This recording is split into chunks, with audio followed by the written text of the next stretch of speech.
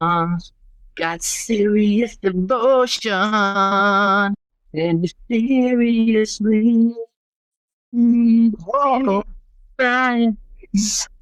episode of Mazecast. As we discussed last time, we're going to be going back to the beginning, back to room one. Uh, I don't know if this is a special treat or an undeserved punishment, but it's just going to be Greg and I here this week. I think it's going to be great. I think we're going to have a great time. Yeah. Yep. The two of us together with you.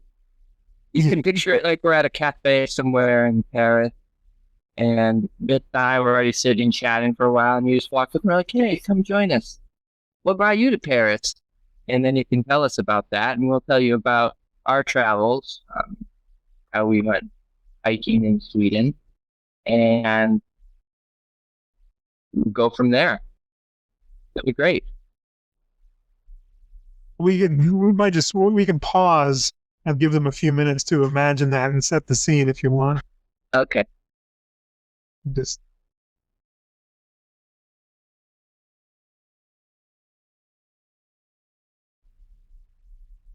okay. Uh, room one. Room one. Room one's a really interesting room. It's a good room. It's a room we take for granted because everyone. It's the anagrammed words above the doors is such a. I don't want to say it's an easy solution because it's really not the easiest solution in the world. It's just by May's terms, it's kind of an easy one. It's one that people can actually get, and it's one that. It's been circulating for a while. Yeah, but even apart from people who have read it, just when new people come to the book, it's something that people do figure out on their own. Uh-huh. It's in a pretty small subclass of maze puzzles, and it's Right. also something there's not a lot of debate over whether it's intentional. I don't think, as opposed to a lot of other stuff. But people tend to stop there. They find that that's the solution. Okay, we're done with room one, but there's actually a lot of stuff going on in room one. I think it's probably a good idea to point out the kind of stuff we see here.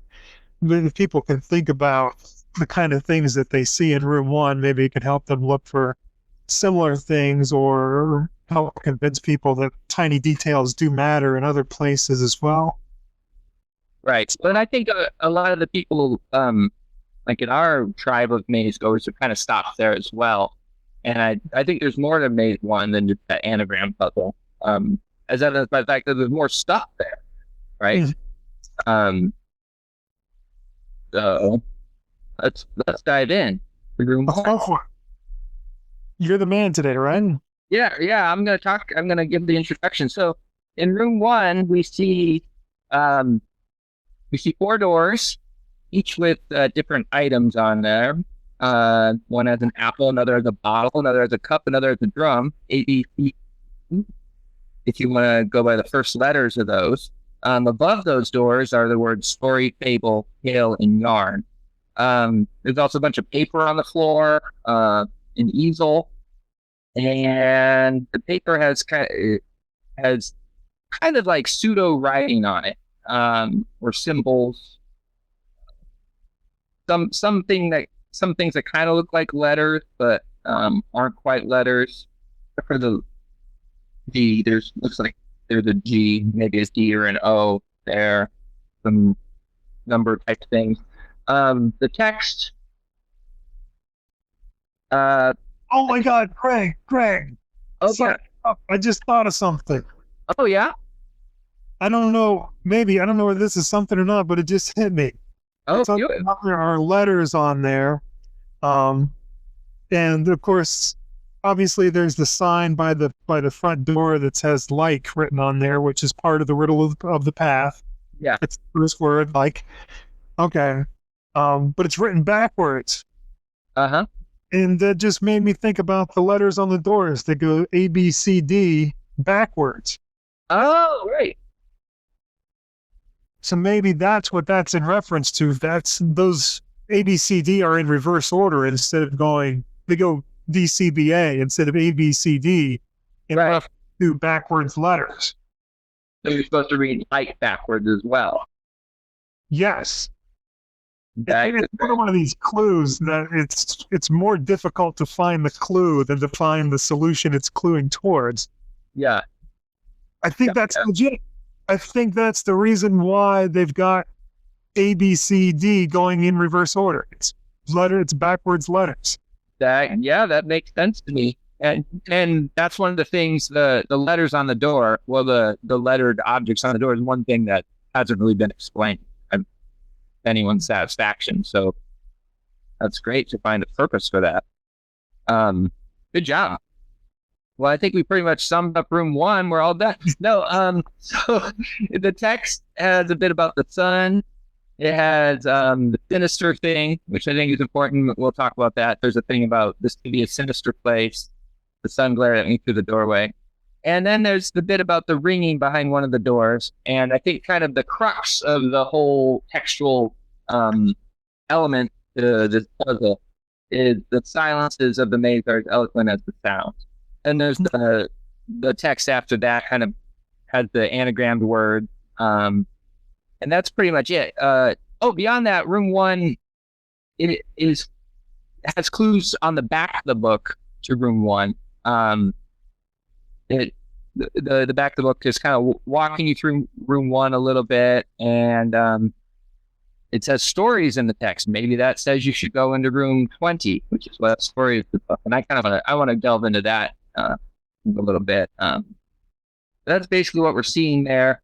The main kind of like canon solution is that you have the story, the fable, the tale, and the yarn above the door. Story is in the text, as is mentioned on the back of the book. And then tale and yarn are both anagrammed in the text, leaving fable, which doesn't have any anagramness in the text. Mm-hmm. That concludes my overview of room 1. Oh, wait a minute. That doesn't conclude your overview of room 1. It does. But there's so much more. There is. I have some, but the other stuff I could go into is maybe more controversial. So I thought we'd go into that in a second. Okay. I guess the only place we're not agreeing is on what we're considering the overview. So, okay, you're done with the overview. Yeah. Now we'll take the room apart. Yeah, let's take the room apart. So could I give kind of my interpretation of the room? And then yes. Argue with me if you want. Okay, so I think there's kind of 2 things happening in the room. One is the whole thing with the silences, and the other is sort of a double cluing to both story and fable. Okay? Story and fable are room 20 and 26. 26 is the proper door, but 20 will get you onto the path, but just kind of not the quickest way on the path. So the first part of that is, I guess I'll go with the line about this can be a sinister place. The sun glared at me through the gateway. So the sun, those are both in the same paragraph, which I feel makes them connected somehow. So the sunlight is shining on 4121. Glaring is a negative thing. Okay, so that kind of cancels out those 2 in a way. And then to the left of those are story and fable. Now, if you go into both 20 and 26, they both have doorways back out to 1, unlike 41 and 21, which is unique of those 2. And then also, they each have a bell, a ringing sound producer. So I don't know if I mentioned in the text, there's a ringing behind one of the doors. Okay. 26, there's a bell laying on the ground and it's silent. It's not ringing until the end of the text there. In 20, there's a telephone which is ringing when you get in, but then it stops. So the ringing is going on when you enter 20 and then stops. And ringing isn't going when you enter 26 and it starts. So I think there's the dual clue to both of those rooms, but one, if you look at the nuances, ends up being the right clue, or the right room. So 26, that's where the bell is silent when you enter, and then it gets rung as a distraction by the guide.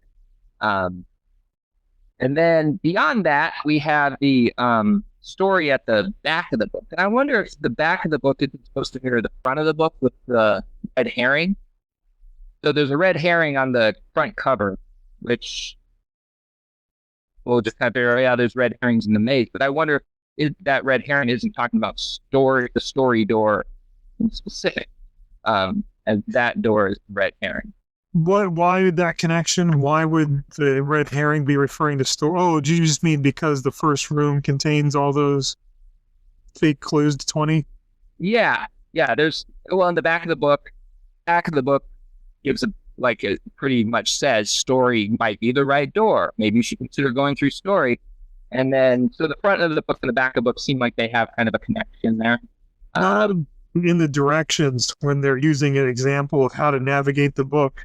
They say, for example, the room on page 1 has doors leading to rooms 20, 26, 41, and 21. To go through door number 20, simply turn to page 20.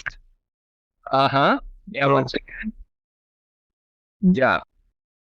And so there's some interesting mirrors there. And another interesting part of that whole mirror, I think when we talked about 20, 20 is the end path, where 26 is actually the beginning of the path.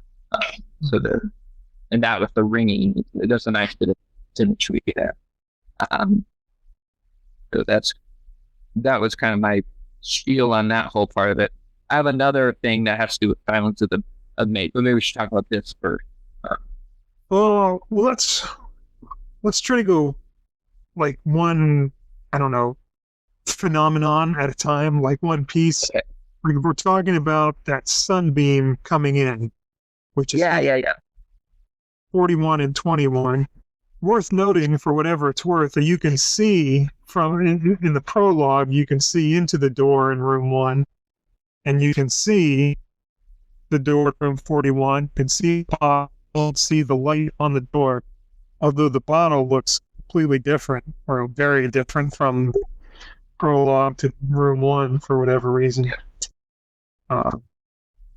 Which itself is kind of it certainly draws your attention towards 41, and the mention of the sun certainly makes it seem like the sun is pointing at 41.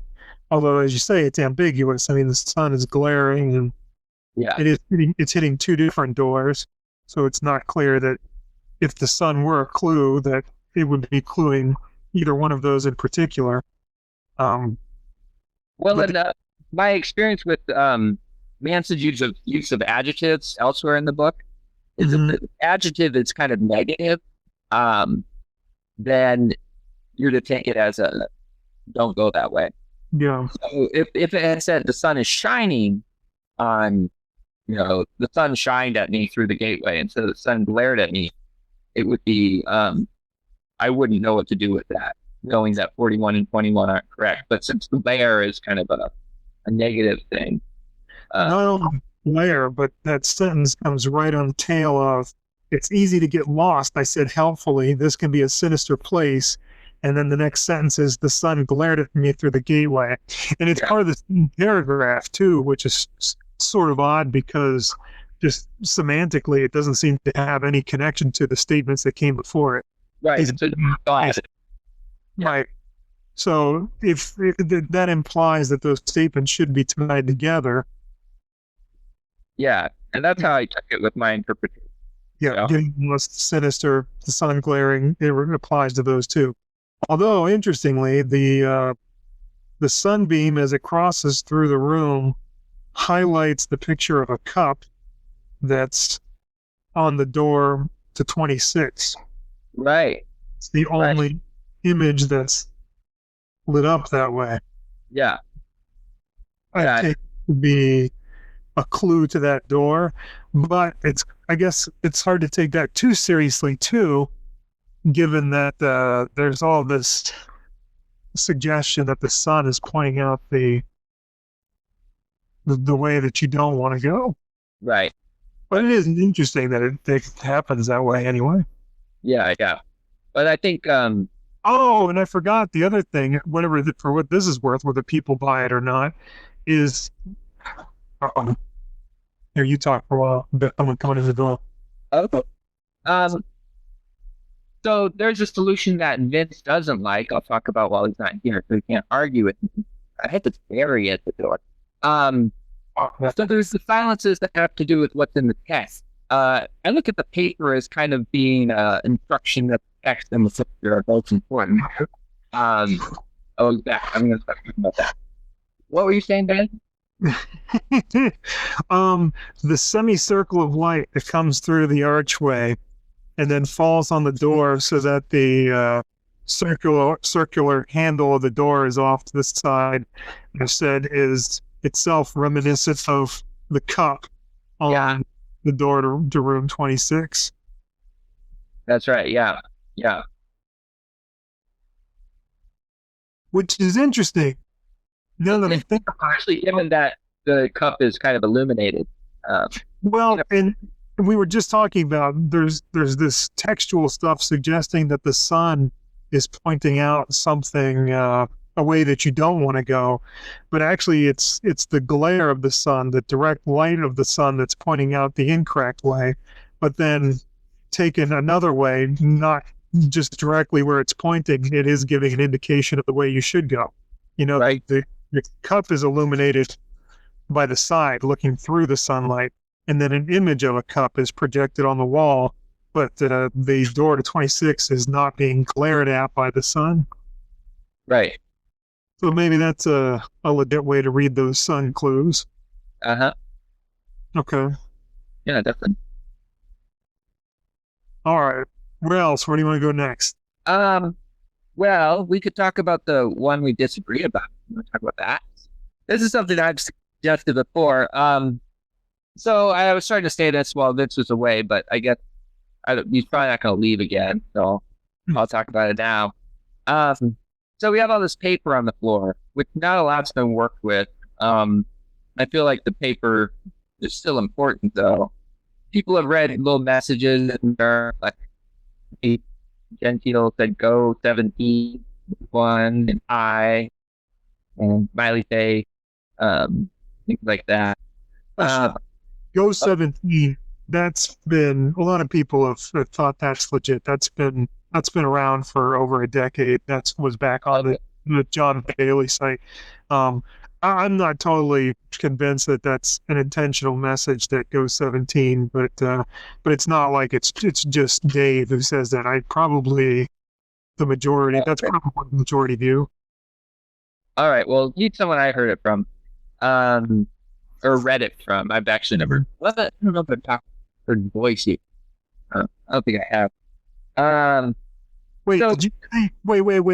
Did you just say you haven't heard his voice? Yeah, I haven't. I don't think I have. Still haven't watched the Room 24 episode? I've only watched one episode of all of these, and that was the one. And I only kind of half watched. But that doesn't mean you, gentle viewers, should be watching this. This is a good use of your time. There've been a number of episodes that you weren't on. It's not like you're just saying, "Hey, I'm on the episode. I lived it, so I don't have to watch it." You're saying it's not even worth your time. It's on my to-do list. I'm just a really busy guy. You're lucky you got me on this thing. I'm on all sorts of podcasts all the time, and have lots of other endeavors as well. So I'm sorry. I know. I wish I could bone myself to one of me watch the main podcast, the other one I could do. But hey, look at time we spent hassling you about watching the Room 24 episode. And just you could have watched it like 5 times already. That was scary. It was scary. And plus, Paris is a big city. You can't just, I'm only here for so long. Europe, man. All right. You're right. Back with the silences. One of Manson's big thing is linking text to picture, right?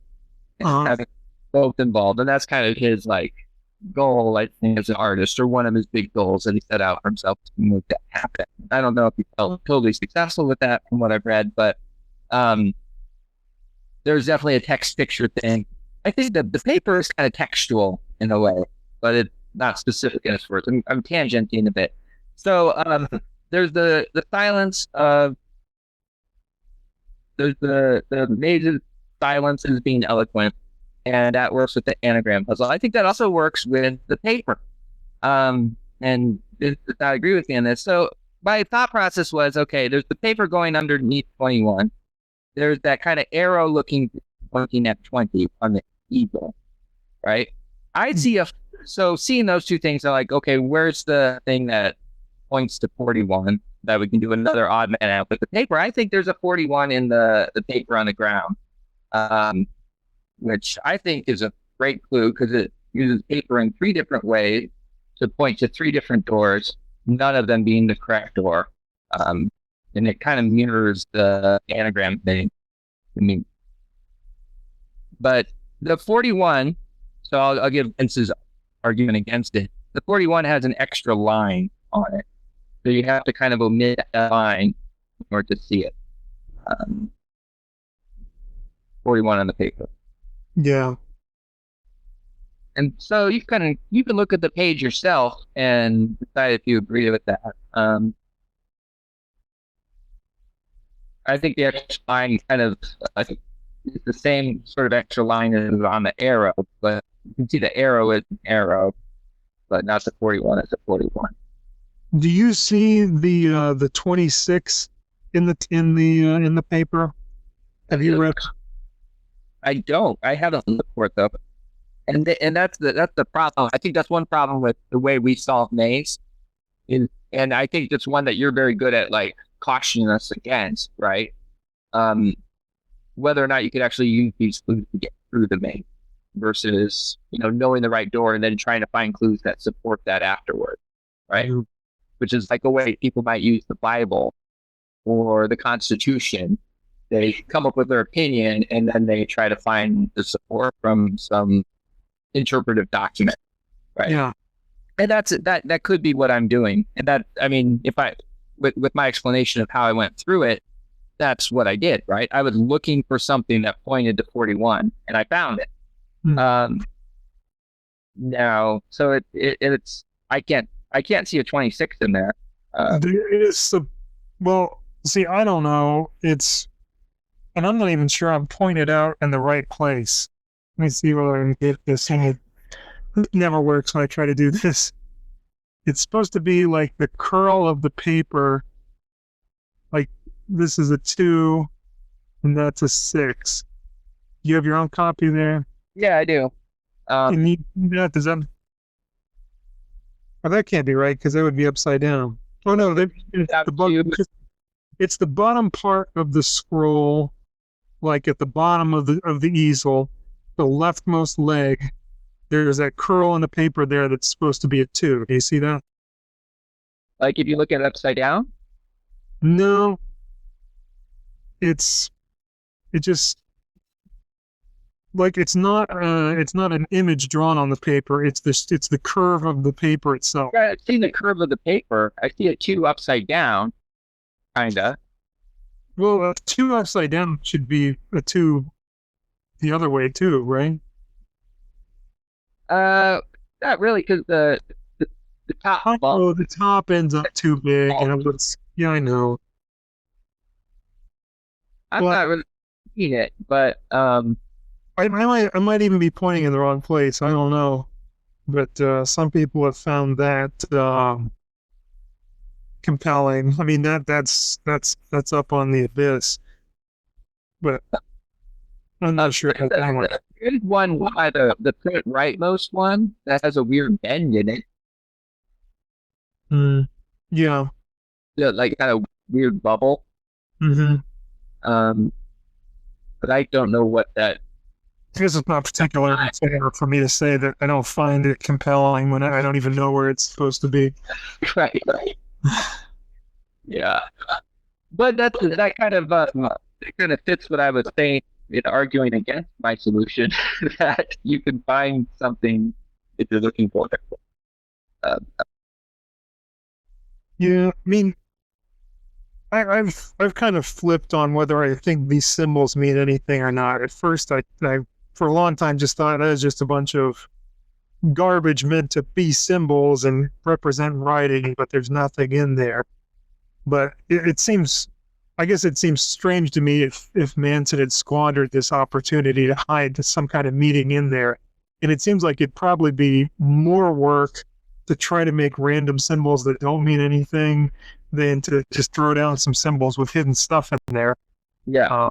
So it might be something that's too obscure for anyone to find, or it could be that stuff like the H, you can find the word high in there, or maybe Go 17's legit. Maybe he put some stuff in there, but then started just adding lines to it so it wasn't as clear. But Who knows? actually, it could be a clue that you're supposed to take the writing with the pictures. If you just looked at the paper abstractly as writing, okay, here's writing in the picture, and you're gonna take writing with the picture. But I feel good about my solution to using the paper, so I have another use for me. But What was I going to say? Oh, yeah.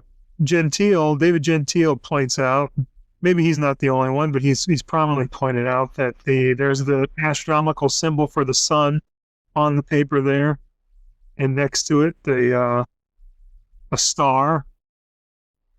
oh, is that the circle with the dot in? Is that the sun? Yeah. Okay, and then the asterisk is next to it. Yeah, and given the prominence of the sun in the room, it seems like it just seems hard to believe that Manson wasn't aware of what he was doing there. I don't know that it means anything, but yeah, I think it does. But yeah, I think that's maybe like a little Easter egg. and there's certainly a lot of markings on there that just look like letters. I mean, you can see a pretty plain D and an F and an H and an I. Even L, A. Yeah, I mean, there are clear symbols on there. Whether they can be assembled in a meaningful way is hard to say. I wonder, I think probably more they're just there to disguise the like that's on the wall, although they don't do it very well. But, again, this is the first room, so it's the easiest to find that kind of stuff in. But you're going for like the like is something that you wouldn't really even need to look for until you've already gotten to the middle. Right, and it doesn't help you. The first room anymore in that case. So I think if it was purely disguised, they probably wouldn't have hung it up on the wall. Well, he wants you to be able to see it in some way, for Christ's sake. But I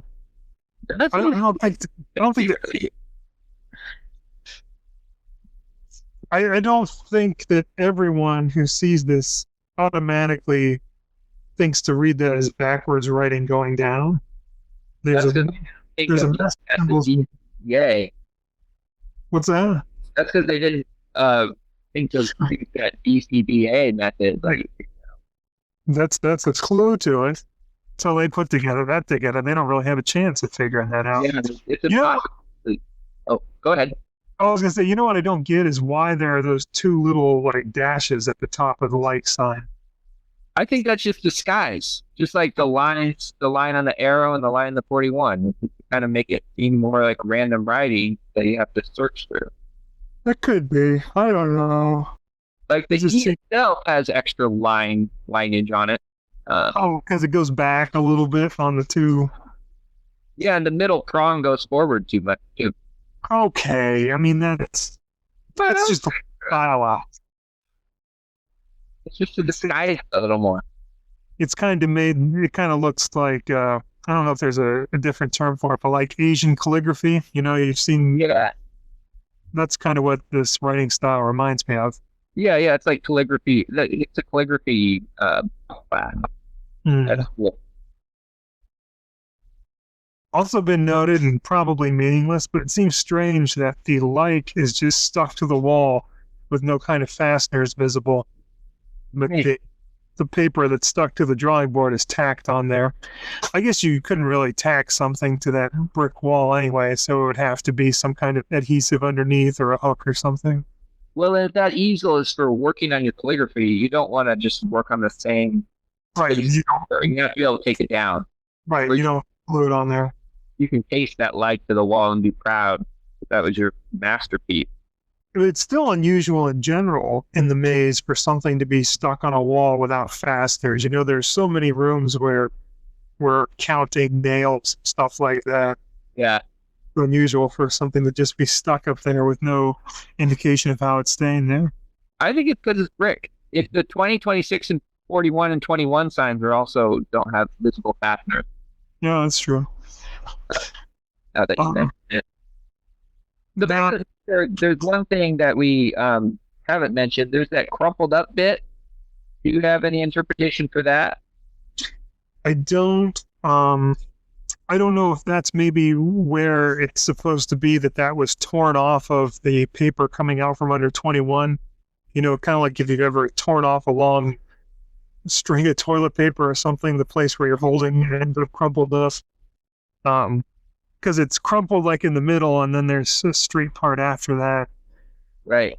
But no, if you look, there's that bit on the ground beneath the crumpled piece that actually would match up with what's going in under 21.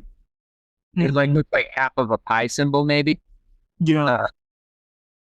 And it seems like the crumpled up bit is laid on top of that. So the actual tear is clean, and then there's just this crumpled up on top. Well, I thought that was all part of the same piece, and it's just the place it crumples where you hold it, not necessarily where it tears. Although I guess ordinarily it would tear right above where you're holding it. That doesn't seem to have been the case there. Yeah, well, in that high piece, though, it seems like it's just a square by itself. It doesn't seem like it's connected to the roll on top of it, the crumpled roll. It could be. I could see it either way. But yeah, I mean, it's definitely, he took the time to make it crumpled like that there, and I got no clue why, really. Yeah. Although it's interesting, there are some very clear letters leading into the crumpled part. It goes E, L, pretty clear, H, I think. Yeah. And then crumpled up. So it's almost like somebody was starting to write something, and then, somebody came along and obscured it so you couldn't read it. But it's kind of hard to think of what could start with ELH. Right. Or it could be anagram DLH, or those could be, so if this, for example, this could be part of the guide quest, right? If that's the case, those could be letters of the guide name. Although that doesn't fit with your Minotaur hypothesis, does it? No. Well, it could if that L is a T. It's El Minotaur. You could have all the letters for the, if it's the upside down T. And the H and the E could also be upside down. If you look at it upside down, it actually looks E-like. But Oh, I can kind of see what you're saying there. Maybe.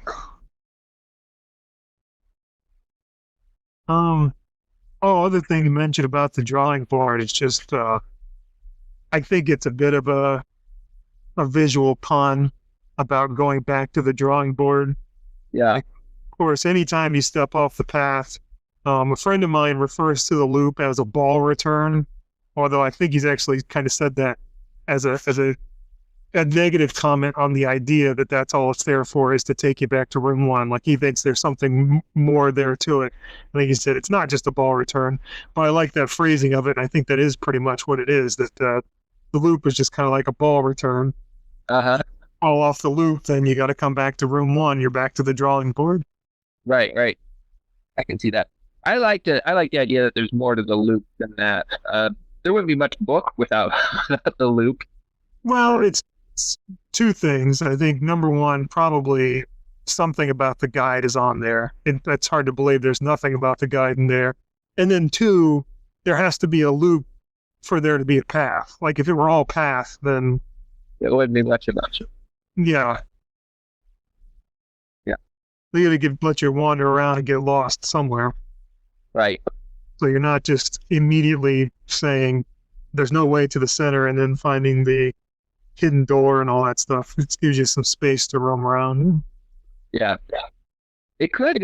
We could have done it though, so that it was just path and track. Yeah. But I think, well, he would have needed to make the path a lot bigger. which means that the path wouldn't have been just. Well, I mean, the path is almost entirely just the rooms that are on the 16-step path. He's got a few extra rooms now. He would have either had to expand the trap or expand the. Well, I mean, he could have done that. He could have just had no way back from. That's what I'm saying. It could Oh, be a law of return, just be a massive trap. But then, what's all the like? What would you clue to? But I guess we don't know that about the trap itself. What's it? What are the? Right. It would just be like 26 rooms full of messages that you're screwed. I would enjoy that. Anything else about the picture that we haven't really talked about? The doorway itself kind of looks like a capital A, which does not help you in the right direction, but No, it doesn't. But it certainly stands out to me as looking like the letter A. Yeah, mislead you. Right. Well, and that could be like also with the glaring sun. That's negative. We did room we did last time with the floorboards that creaked and groaned. Oh, room 2. Room 2. Oh yeah, right. That page. I feel like it's a very similar clue, right? The floorboards creaked and groaned. The floorboards flew to 22, and 22 is the way you don't want to go. Creaking and groaning are negative adjectives. Yeah, not in room 2, a bit of a digression here. Not only are there 22 floorboards going across, but they're running toward room 22. Yeah. They're running that way. Counter to their direction. Running direction. Okay, back to. I think that's. I can't think of anything else to say about the picture. No, I can't either. All right. Oh, what do you think about decisions? Too many decisions.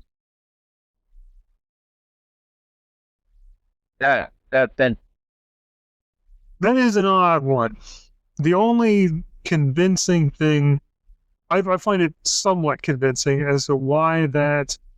Well, I guess 2 reasons. Number one, because he needs to work in the word story there. And so the idea if someone says the story of my life, so somebody has to say something before that. Right. So it could just be there for that reason. Now, the other thing that it does is it has the phrase too many in there, which if you take that to mean the numeral 2 and then many as opposed to 20, not 20, but too many, that could lead you to room 2626. I don't know if that's a little too, we're digging a little too deep on that one, but it doesn't strike me as entirely implausible. Well, that fits with my interpretation, which didn't use the too many, but the decision, that's like an EC to me, and kind of goes with the dual cluing of 20 and 26. D and C drum and cup.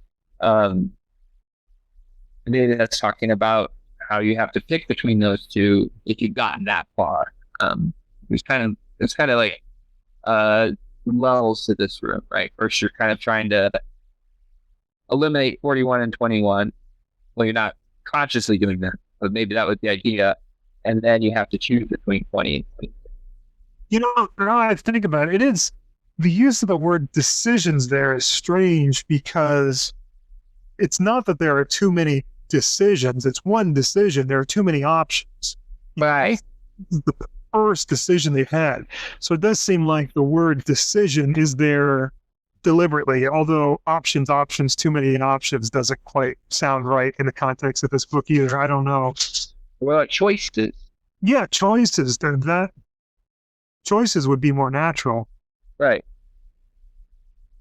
Although really what's the difference between, the difference between decision and choice is that choice is kind of ambiguous. Choice can be decision or it can mean the thing that you're choosing is your choice. Right. So choice would make more sense there. Choices. Too many choices. But instead it's decisions. Too many decisions. There aren't too many decisions. Yeah. So it's number 2 and DC. Yeah, that's interesting. Oh, God, I'm jumping all around. I want to mention, just so we don't forget, we have absolutely no clue what to do with this, but that drum that appears on door 20, there's also a similar drum above the one of the doors in room 33. 33, yeah. So no one, I don't think anyone's given a satisfactory explanation of why the drum appears there as well as here. Maybe they're unrelated, but you certainly have seen this drum by the time you're in room 33. Yeah. Maybe it's supposed to communicate something. But of course, it's over a door you can't go to, so what is it? Who knows? Anyway, that's that. Where's it coming from? It's coming from 17, I believe. Oh, Yeah, it comes from 17. that's interesting in light of the Go 17 thing. Because this is far off stuff, but the Go or the Go 17 is kind of rolling towards the drum. Yeah. Oh, I never even really thought about that. Yeah, you could take that Go and put it with the sort of messed up arrow on the easel, and you could be reading Go, and there's an arrow, and they're both pointing towards 20. Yeah. Go that way. Yeah, that paper really has it out for you, man. Yeah. Yeah. Well, the other thing about that arrow on the easel that's pointing towards 20 is then when you get to 20, there's another arrow in there. Right. And a long way again to room 27. And in fact, that's mentioned on the back of the book as well. An arrow pointing away from that. Oh, yeah. Not only that, listen. I'm listening. Okay. On the back of the book, it even says what looks like the bottom half of an archer's arrow. Why does it specify archer's arrow? When it says arrow, it seems pretty obvious that's what he's talking about. Yeah. But if you're differentiating it from the arrow that you see pointing to the door in room 1, which is just the symbolic arrow, then you maybe would need to specify that it's an archer's arrow. Uh-huh. Yeah, I think that couple that with the red herring on the front, I think it's just saying the whole back of the book is a red herring. And it's kind of leading on this false path. When you go to 27, wish there were an arrow in 27.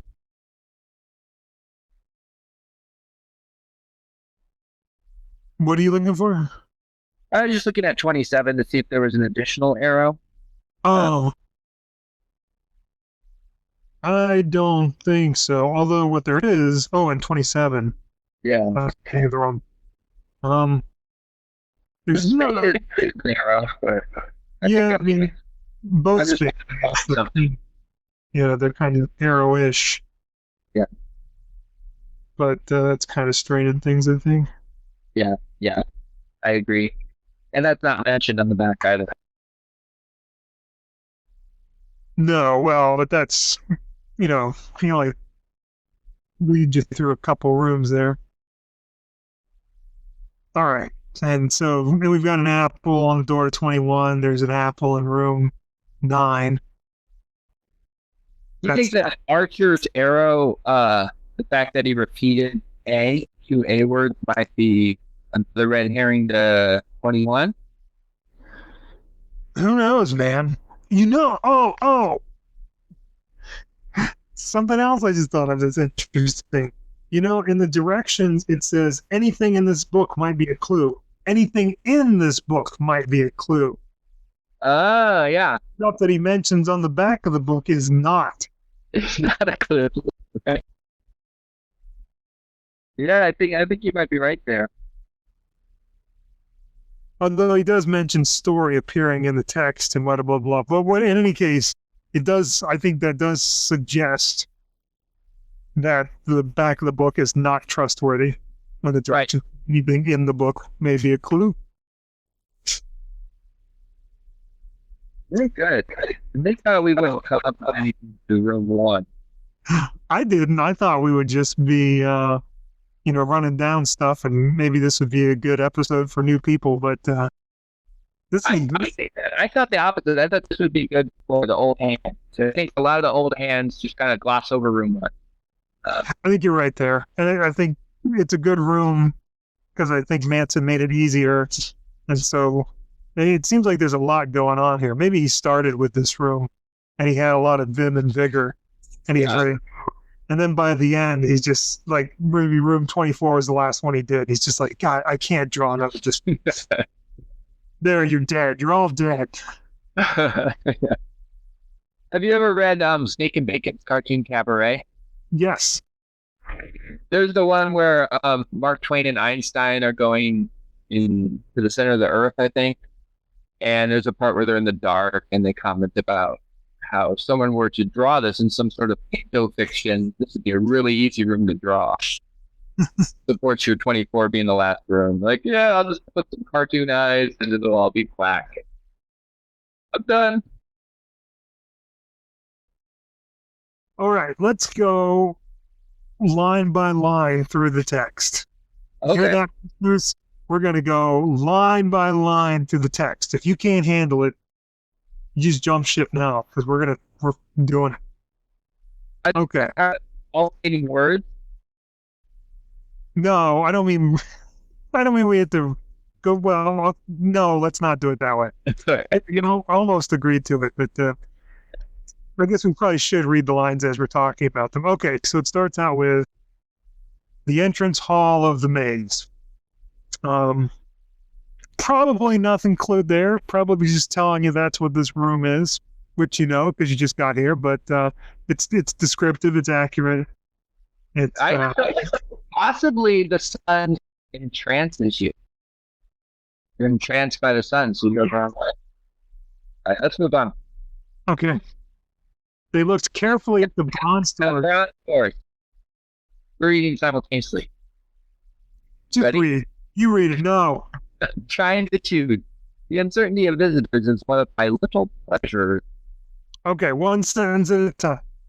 So they looked carefully at the bronze doors trying to choose. Now, it was David Gentile who pointed out that with that carefully at the bronze doors, you kind of got a series there of CABD, trying to choose, which, your mileage may vary on how convincing you find that as a deliberate thing, but I'd point out, I don't see any reason for him to specify that those are bronze doors. Right. And a bronze door is kind of an unusual thing. It is. Where's the A there? I'm sorry, where's the A? At?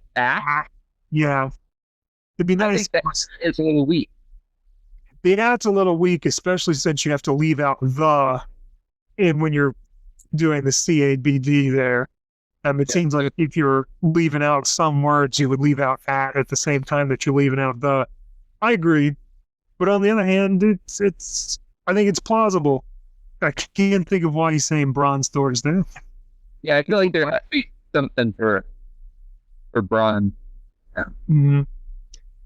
See, it's carefully at the bronze doors trying to choose, and then it ends with a C word, which C would be the correct door. But again, there's two C words in that sentence. Right, carefully. That's part of the CABD. But then after that clause, then it's trying to choose. So the C comes back there. Yeah, okay. So buy it if you want. The uncertainty of visitors is one of my little pleasures. Again, David Gentile pointed out the connection. Oh, you probably didn't hear him say that because you didn't watch the Room 24 episode. But go to Room 24, and he said, and there's a line, by the time my uncertain visitors turned to ask me what to do, I was already far away. And I think that's just a brilliant connection.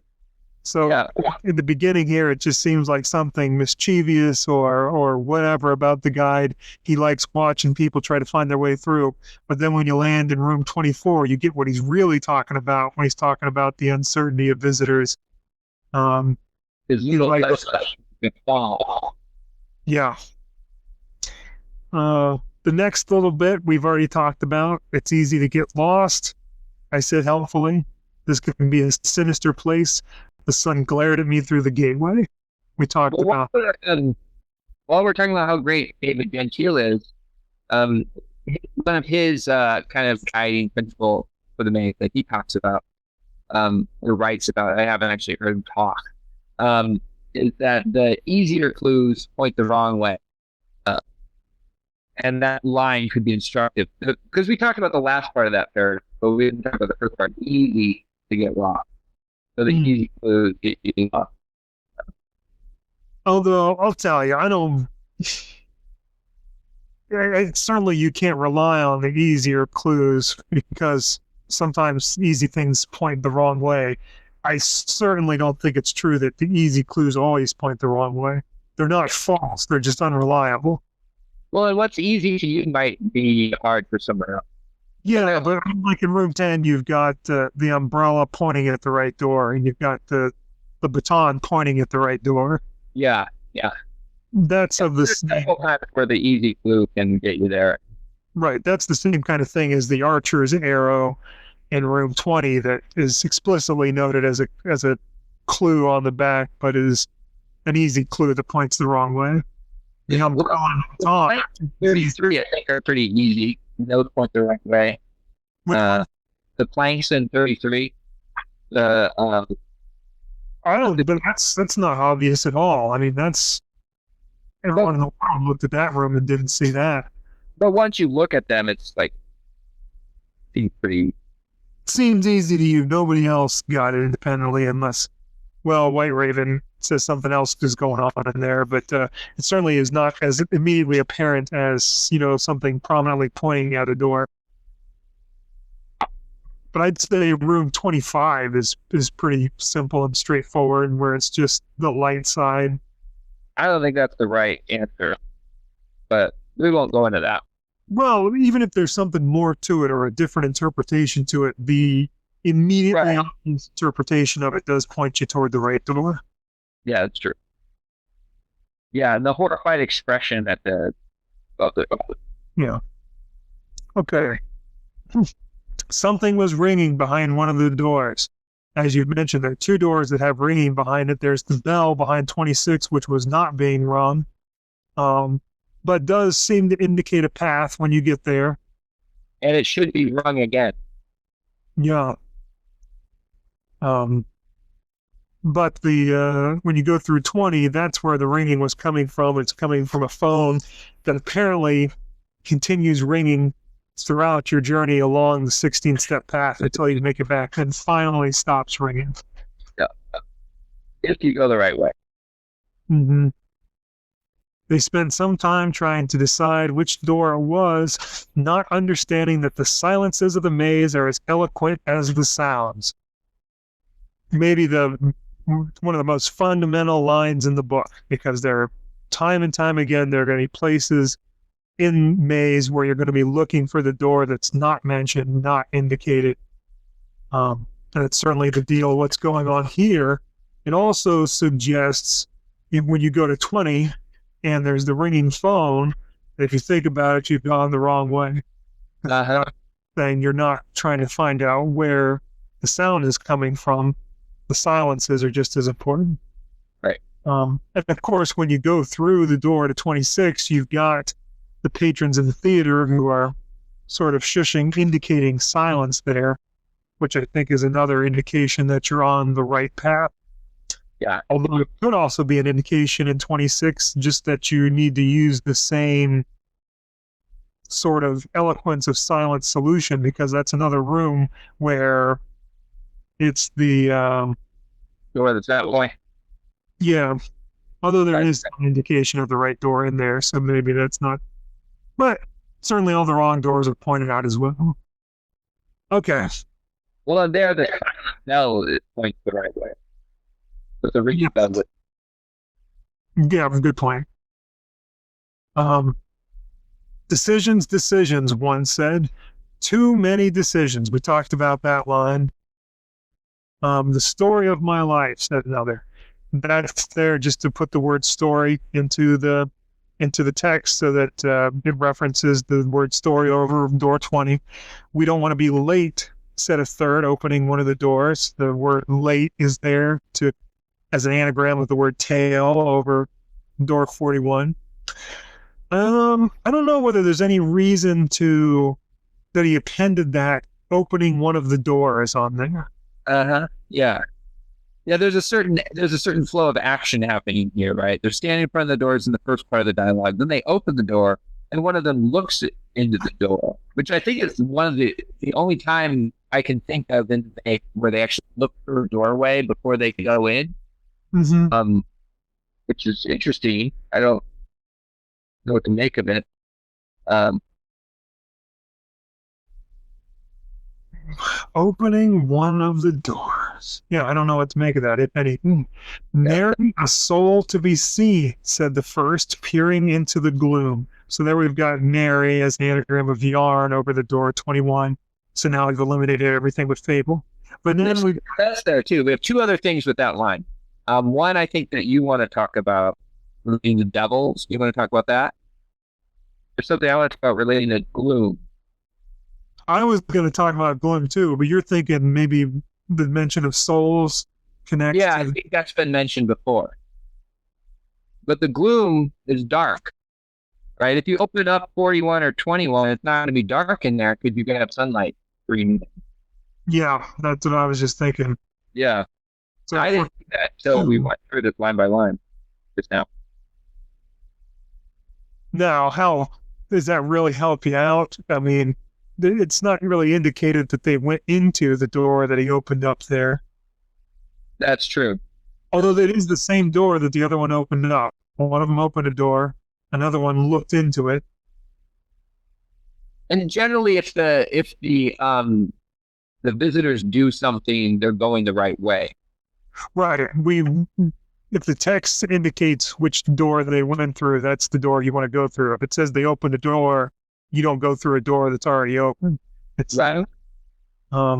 It's just not clear that the door they're opening and looking through is then the one they went through. Yeah.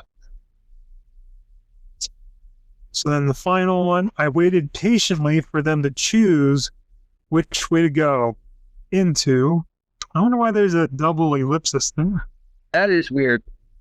Maybe because the ellipse after go is him waiting patiently, like waiting during that ellipse, and then the into, because always at the end they want it to be like a seamless transition to the ellipse that starts each one, right? It is a repetition of the word choose. So if you bought that, if you bought the CABD and then the see and choose stuff above, maybe this is connected to that again. Although if you saw that and bought it, then I don't know that this really adds much to it. But yeah, one thing. Oh, go ahead. No, I was just reading it again to myself and then saying I didn't know what to make of it. So this doesn't give me anything, but there's there's a repetition of waiting and speed in this text. So it ends with him waiting patiently. A third person talking says they don't want to be late. And then where's the other one? There's another instance of them taking their time. Oh, they spent some time trying to decide which door it was. So I don't know if that's just meant to be kind of like instructive, like take your time on these rooms, don't just bust through picking doors willy-nilly, or not. But there's three things about speed. It is an interesting contrast. They spend some time. He's waiting patiently, but the one says we don't want to be late. But I mean that's only there to work the word late into it. I don't think there's any literal application you can make of that line. Right. We have no reason to think they can be late for anything. Yeah. Unless you understand how time works in the maze. Yeah. Well, Another meaning of late is dead. that's true. Good. Or could mean you're pregnant if you're late. Oh, right. Yeah. Or it could mean like you haven't arrived at an appointment you were supposed to be at a certain time. Yeah, it does mean that sometimes. Okay, so I think we've made it through all the lines in the text. I think I can't think of another room where such a large percentage of the text seems to have a fairly meaningful relationship to the the book, the image, the decision, the puzzle, whatever, Yeah. or at least that we can identify. Now, I suspect that if Manson were to sit down with you and start explaining to you what's going on in these rooms, he could take apart every room here and tell you line by line how it relates to something that's going on. I don't think very much of this book is written just for the sake of a fictional narrative. I just don't think it tells much of a story in that way. I think virtually everything he put in here was in service to. It's all in clue. And kind of one of the things that brought it home to me is there are parts in the book where they talk about the narrator himself as being positioned in the room. I think, what is that room? Remember the number. One with the broken glass. 23. 23. Okay. To his right, stuff like that.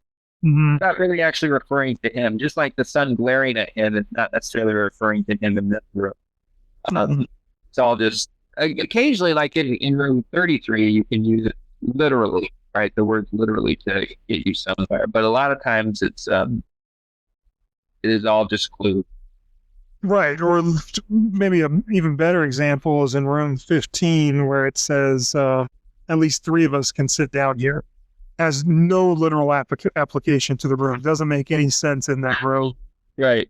So you thinking about it, trying to think of this as a story with these visitors and they're saying something like that just won't make any sense. Right. But at the same time, I feel like that's part of the appeal of Maze is people taking it as a story. Because it just seems like a really mysterious story then if you don't look at it as like, okay, ignore any sort of literal meaning. This is all just clues for you in a kind of more abstract, puzzly way. I don't think that's really what grabs people to Maze. It's kind of like it's certainly a part of the appeal. I mean, like you don't have the same story that almost everyone else has, but almost everyone else says we read this book as kids and got obsessed with it before we knew anything about solving any of it. And absolutely, I mean, when I read it as a kid, didn't figure out anything. When I first read the solution to room 1, which I didn't come up with as a kid myself, and so when I read what the solution to room 1 was, I was like, that's not fair. How could the kids saying those lines know that they're supposed to use those clues to figure out the right door? That doesn't make any sense. How could these visitors come in and say things that then indicate which door they're supposed to go through? That doesn't make any sense at all. Yeah, everything they said, and then whatever they'd also have to know whatever the guide was thinking. Also, Right. No, your kid then makes a good point. Well, he was just looking at it all wrong. But that is part of the appeal of the book is seeing it that way, seeing it as a story. Yeah. And it's even knowing their clues, it's or fairly abstract clues. It's hard not to still read it that way. This kind of aura of history. And sometimes you do kind of have to think about it that way, or at least sometimes it does make sense to think about it that way. Like when they're opening doors, when they say they open a door to go out, that means they right. That's literal. You have to think about that, and that I think that's part of the fun of the book is you have to kind of figure out how you're supposed to think in a given room, or there could be multiple ways to think. I think. like I've said countless times, a lot of times you can find like a cut and dried solution that you can plug with it. And other times it's just kind of like little, like kind of almost subliminal suggestions that you kind of prompt your intuition to go a certain way. And I think some of the time we can't find solutions, cut and dried solutions, because maybe that wasn't the intention there to do that. And I was very resistant to that point of view, but I guess I've come around to it because it just seems like it has to be the case. Yeah. Like I clung for a long time to the idea that where there's a solution, once we see it, there's not going to be any doubt. And we're all going to know that's what he intended and that's what the solution was. And as we've seen, that's not the case. Someone will think, I found the solution and look at how clear it is and it's obviously correct. And then, half the people that hear about it will say, that's nonsense. That's not a real solution. That's bogus. No way he meant that. I mentioned on here in one of the early podcasts that I always thought your room 7 solution with the missing eyes was a great solution.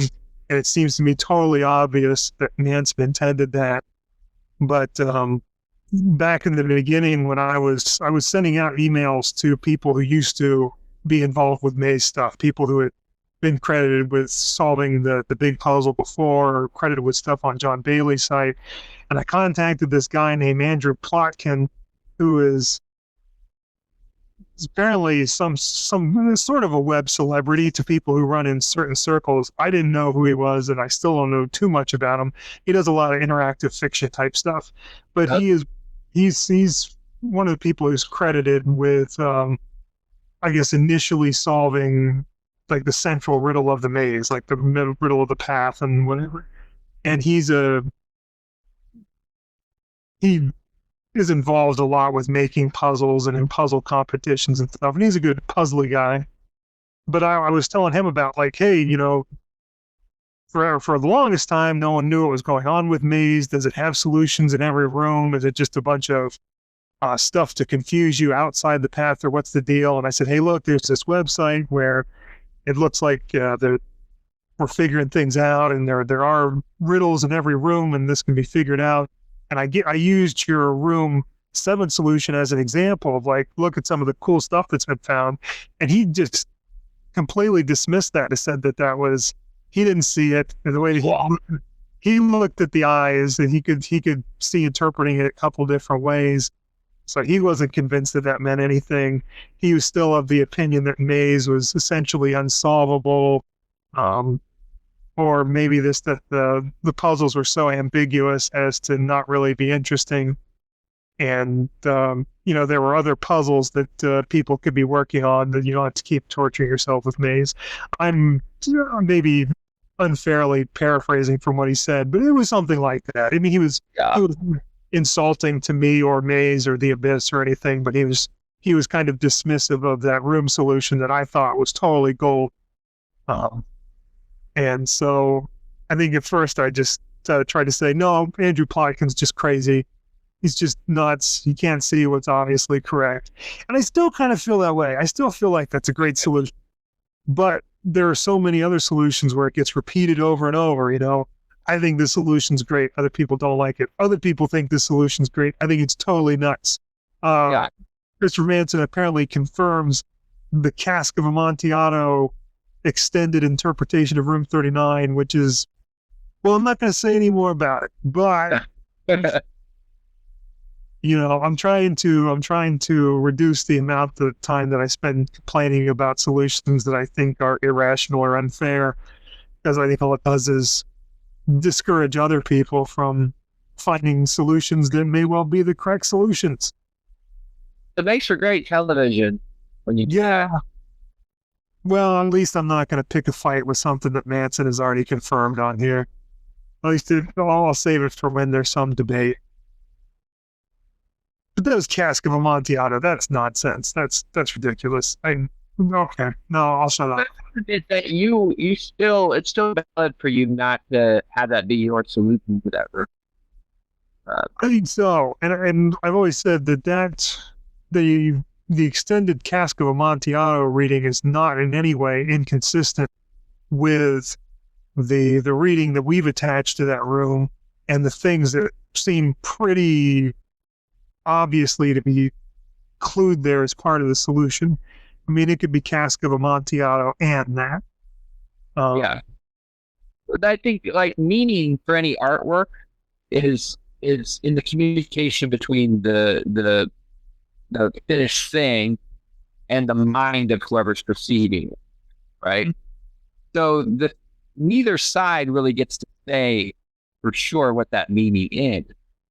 So the person who created this doesn't get to say what the meaning is for you, right? Like I don't know if there's some song that's touched your life, or some poetry or painting or whatever. Yeah, like that movie saying the Laura. Yeah, that touched her life really powerfully. But I bet if you were to interview her about what it meant to her, or like what she thought was going through my head, it might not be what I had intended at all. But that doesn't mean that what it meant to her isn't valid. Yeah, They got a life of their own as they go out into the world and they interact with people separate from the artist. I mean, I agree with you. I think with puzzles, it's generally seen as different than that, and I don't know that I completely disagree with seeing it different. Here's what I would say about puzzle solutions. I mean, let's say that I'm trying to think of an example. Well, I mean, without getting into specifics, let's say I give you a puzzle where I give you a map and I give you a certain number of destinations you need to hit, and I say figure out the shortest route to travel between all of these routes. And the solution that I'd figured out for that I've written down, this is the solution. You look at the puzzle and you come up with a different solution that actually does it in shorter amount of time, shorter distance, I guess is what we're talking about. Yeah. There's no question that your solution is then right. I mean, as long as it's accurate, your solution to the problem that I gave you is correct. The solution that I thought was the solution that I came up with is not correct just because I came up with it. Right. So, but that's different from the kind of puzzles Manson's doing, where he is intending to communicate something to us to tell us what the right door is. And so if he creates but I still think it's the case that the things he creates could still give a better solution that he didn't intend, but in the same way, it's still kind of a failing of the author.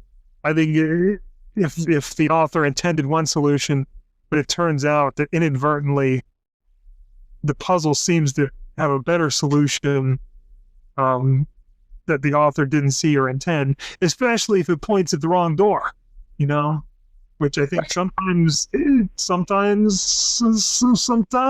it does. But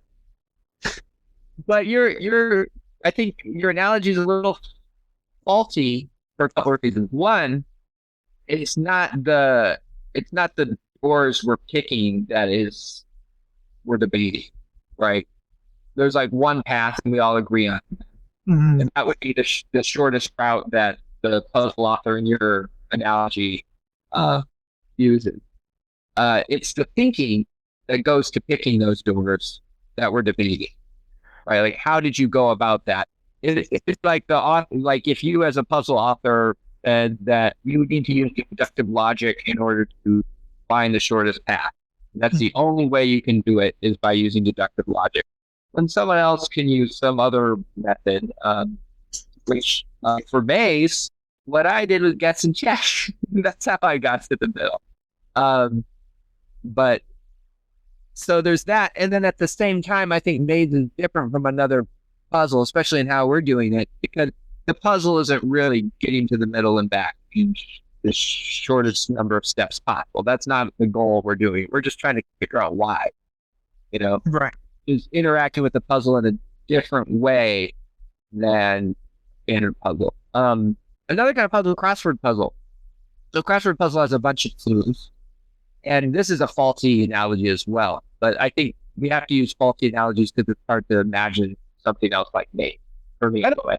I don't think they're faulty analogies. I think we know that none of these fit exactly with maze. We're just trying to set other examples. I didn't mean that maze is like connecting things on a map to find the shortest distance.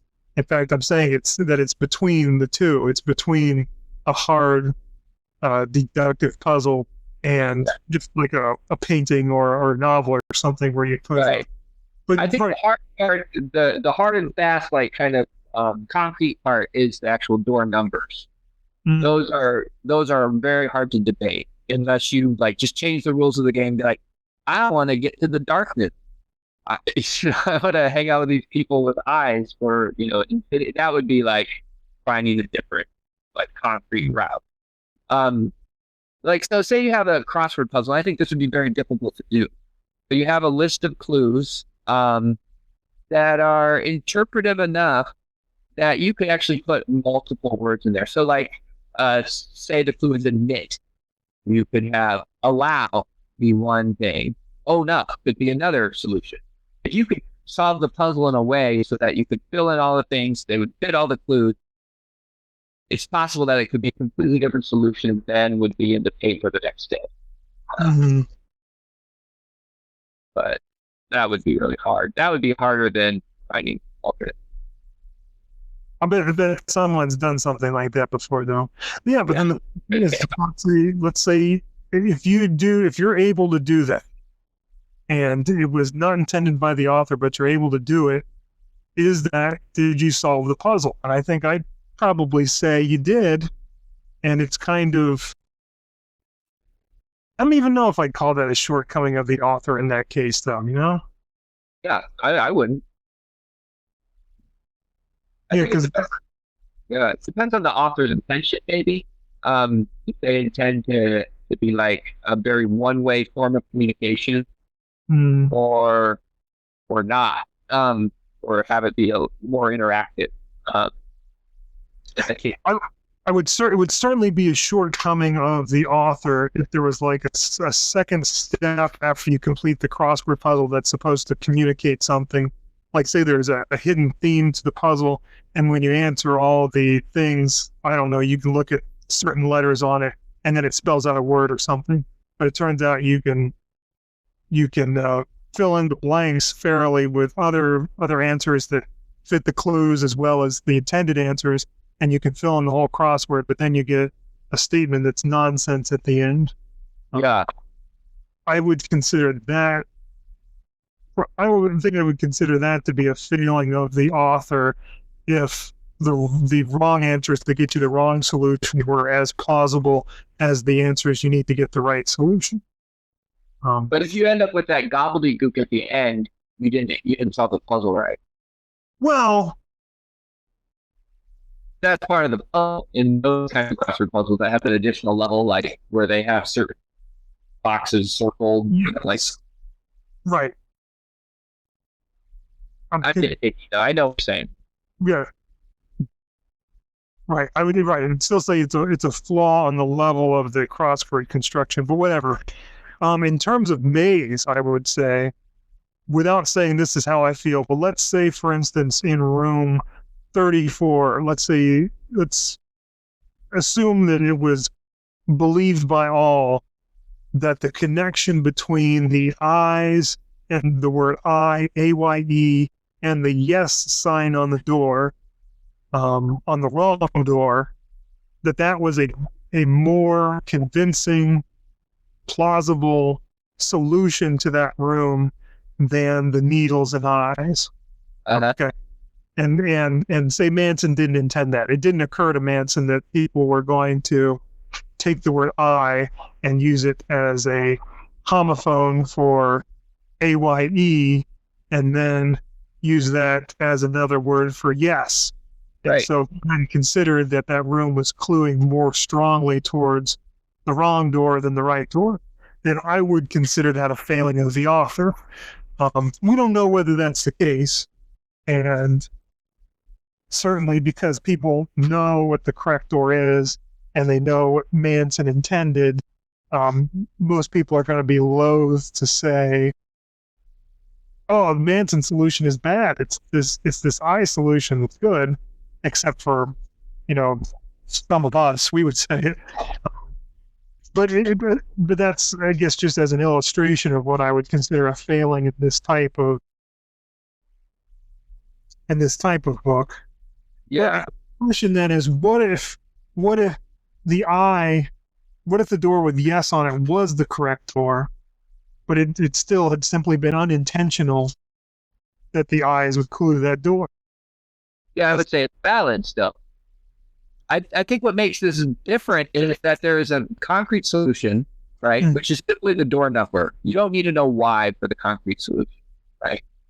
And it's actually relatively easy to figure out the concrete solution.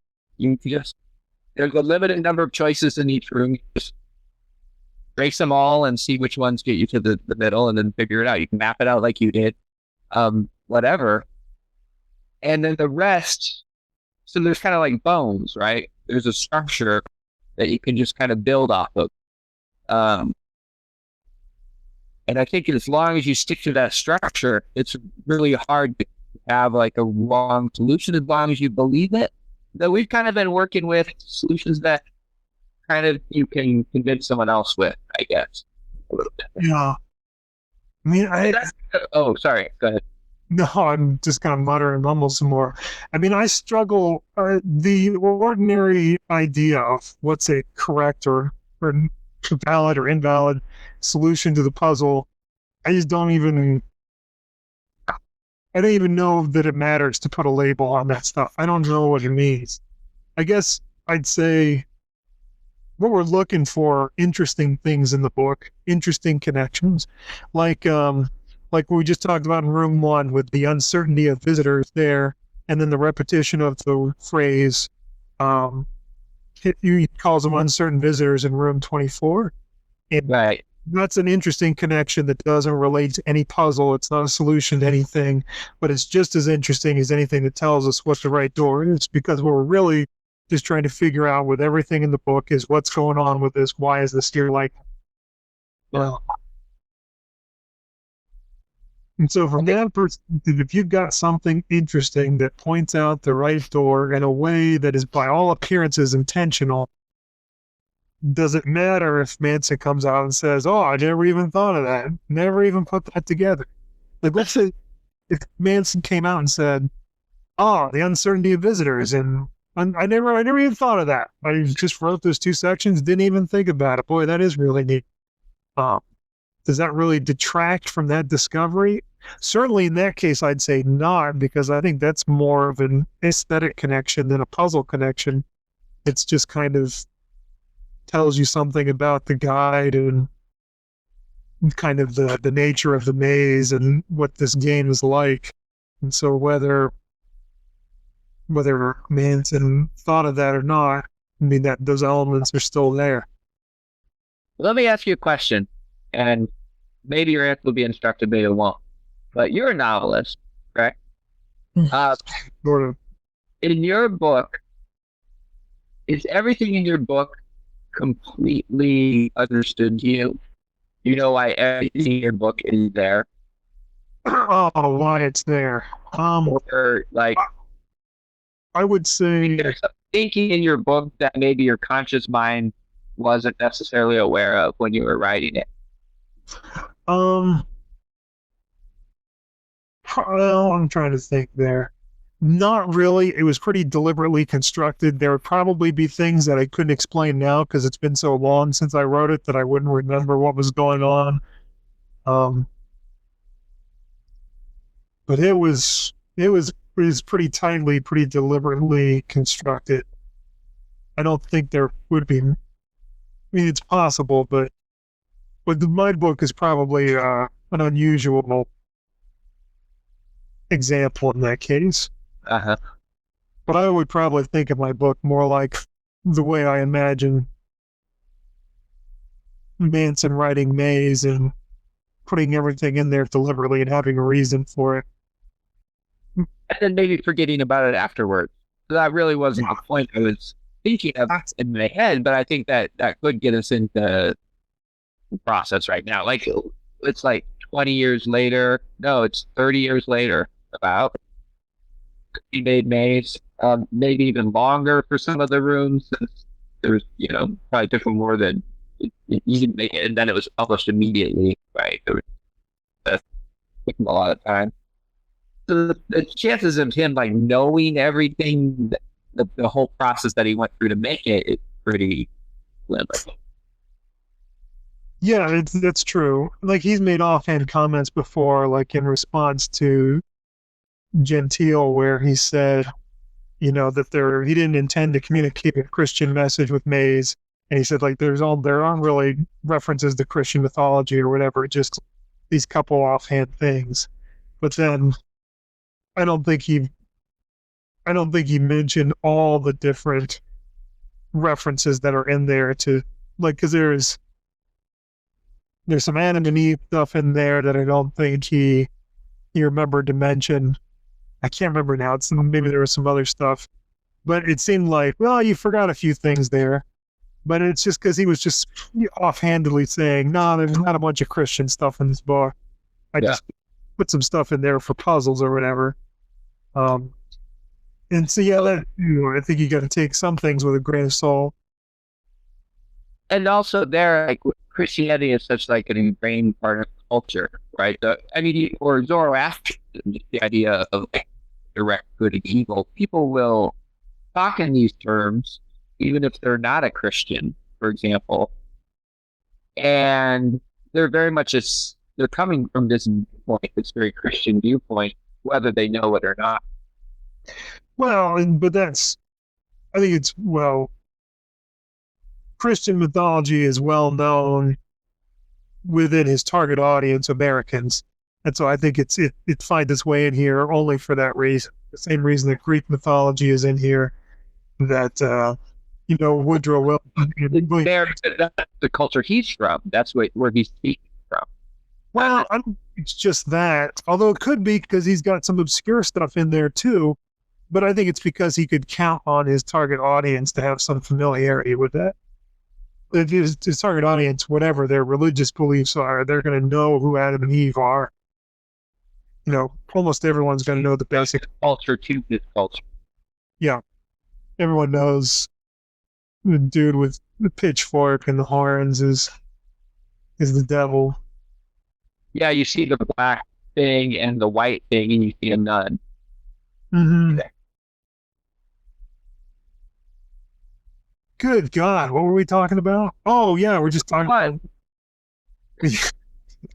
about what's the solution, what's not. Whether he meant something or not, does that make a difference? Does it affect? Well, you'd still, if we had no contact with Manson, and we virtually don't. The only time we ever hear about anything that Manson confirmed is through White Raven. If we had no contact with him, it would essentially be a moot point. It would make no difference whether he confirmed, whether he meant something or not, because you're never going to know the difference. And so you would judge everything entirely upon how it appears and whether it appears to be deliberate or not. I don't know whether it's better to get any kind of confirmation on that stuff or not. Like, which answer would you rather settle on? The answer that from Manson, here's what I was actually thinking, or the answer that sort of in the marketplace of ideas seems to be the best answer to the room? Yeah, I think from Manson's perspective and from our perspective, it would probably be preferable if people were settling on what was the apparent best solution, Yeah. And I think in the responses or the secondhand responses I've heard or read from him, that's sort of his idea. He's not thinking in terms of, find the dogma, find the Right, and Manson doesn't generally give information out about it either. He's talked to White Raven about it and he's confirmed some things for White Raven, and I think White Raven was repeatedly pestered until he said, "All right, here's the things that Manson has confirmed." Well, like so much of this stuff, it's kind of almost like finding out what your Christmas presents are going to be or something. It's information that you clamor for. And then once you get it, it's like, well, man, maybe I just spoiled the fun by finding out, you know?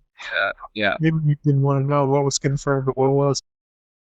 That's a question I want to ask you. If you could go back, or not go back, but like use some science fiction device to erase all memory you have of Maze, except that it exists, and you still had, or maybe not that it exists, you have Maze sitting on your desk or whatever, and you erase all the solutions that you've learned and reading you've done on the internet or whatever. Would you do that? Assuming that I couldn't just get right back on the internet and read the abyss. Right. But man, you put a note to yourself that says, don't do that. Well, Would you want to experience Maze with fresh eyes? the abyss would have to not exist for me to not look at it. I'll tell you that. Even I can sit here and tell you, I can sit here and tell you that if I had access to a novel length tome from Christopher Manson where he explained everything that went into Maze, every thought they had and everything of it, after I read it, I would be interested in Maze for a period of days probably, and then put it aside and never look at it again. And so that would probably not be the best move for me to read that. To spoil the mystery of it probably would make Maze lose its appeal. But if you gave me that book, I would absolutely read it. I would not be able to not read it. Right. And if I lost everything I knew but could go back and read The Abyss again, I know I would do that. So the question, I guess, is if I couldn't do that, if I was never going to get access to these answers, I don't know whether I would have the wherewithal to do it, but I will say I think Maze held a more prominent place in my mind as a book that influenced me, that I would love to create something like it, that unlike, it was such a, I think it was a more standout work to me when I knew virtually nothing about it. Because it was just like, Christopher Manson was like godlike to me with this book, and this book was just like something from another planet. And it was totally unfathomable. It was magical, and yeah, I could have felt that way about it till the day I died. But taking it apart and seeing some of the solutions, I mean, we do end up talking about needles and eyes, and we talk about extended cask of Amontillado solutions. I keep using the same things over and over, but even things just like, counting table legs or counting nails in a picture on the wall or something like that. Some of the, I don't know that all that stuff's legit, but the suggestion that some of these solutions are those things, it's still very interesting to solve Maze, and it's very rewarding to figure stuff out, but it kind of takes Maze down off the pedestal that it was on, when all you could do was imagine.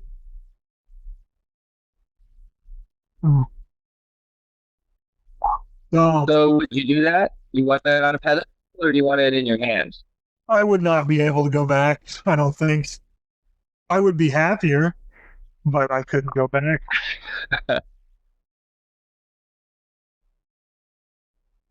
But then again, I mean, how often did I take Maze out and look at it before then? Like, Maze was always in the back of my mind, and it was something I would recommend to people all the time. And it was a huge influence on me in any creative works that I did, but I didn't look through Maze. So maybe I'd have this elevated opinion of Maze, but maybe I wouldn't really be getting that much enjoyment out of it. Whereas, well, you couldn't really understand it. Right. Yeah. Although, I mean, if I had gotten it out and taken, the problem was, like, I looked at it 3 distinct stages. I looked at it when I was a kid, like a little kid, and didn't figure anything out. Then I looked at it when I found John Bailey's site that had all the solutions on it. And then it was just like, I read a bunch of solutions that other people had already come up with. And, which were most of the things that I would have had a shot at figuring out on my own. and I read the riddle of the center of the maze and the riddle of the path and all that stuff, and it's like, oh geez, I never would have got that stuff, and if there are other puzzles in there like that, I'm never going to get it. So I looked at it and I thought about it a little bit, but I didn't really put any serious effort into solving it at that point. And so it wasn't until this time that I really started taking a hard look at it. And I can't remember what my point was when I started out talking about that. Well, it was just about, if it hadn't been for the abyss, would I have ever been able to take a hard look at it and solve anything, regardless of whether anyone was handing me solutions? I mean, I when I took it out again and looked at it most recently, this last time, however many months ago, yeah, I was seeing stuff that I did not see before. That was legit stuff. But that's just a consequence of getting older, having done a lot more puzzly stuff, having played more puzzle games and been exposed to a wider variety of puzzles. I mean, I was still, 18, 19 years old when I found the John Bailey site. So, I was old enough that I could start understanding and solving the puzzles of maze, but I was not hugely into puzzle. I didn't have a lot of puzzle experience. So, like, I'm trying to, like, when I was first reading Maze, I don't think I even knew what the word anagram was. And then I knew what an anagram was by the second time, but it's not like I'd spent a lot of time playing around with anagrams, something like C ape nose. When I look at that, I was like, man, there's so many things that could have been. It could have just been pointing to an ape. It could have been pointing to a gorilla or a chimp. It could have been pointing to the chimp's face. To look at that and be able to see ape nose on, you can scramble that around to get no escape. I think that's a pretty impressive solution that doesn't get as much credit as it should just because it's been around forever. But anyway, look at something like that. I wasn't gonna get no escape at that point in my life.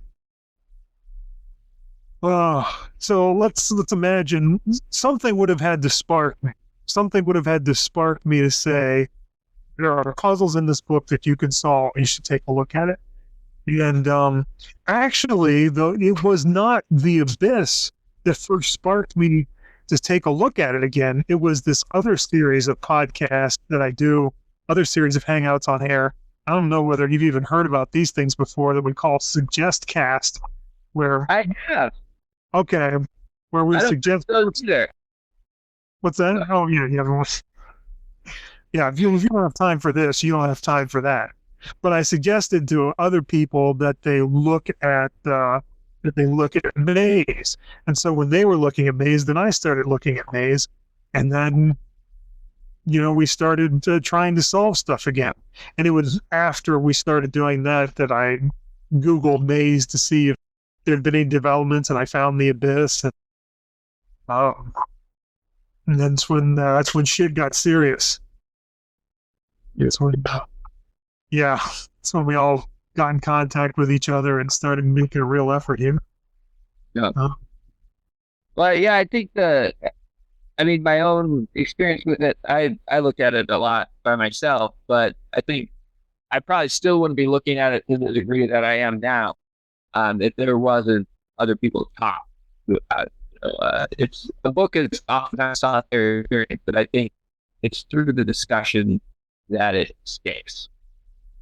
Well, that plus it just increases the chances that you're actually going to find new solutions and things. I mean, once you stagnate for a while, it's easy to kind of want to walk away.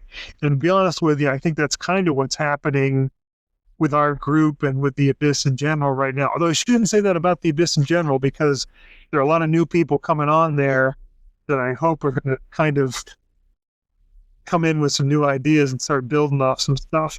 But I think the regular crew of Maze casters here we're kind of feeling like where we've kind of hit the bottom of the barrel as far as stuff that we're figuring out. We're not getting the solutions like we used to. We kind of came out swinging, and we're solving stuff left and right there for a short period of time, for a couple months probably. But now that that well's kind of run dry and we're scrambling to come up with anything, that it's hard to put as much time into it, Yeah. Well, I think that's a natural progression to the thing. I mean, when you start something, you got more enthusiasm, but I don't feel like it's dry at all. Personally, true, I don't have a time, but I feel like I'm a little dry in the sense that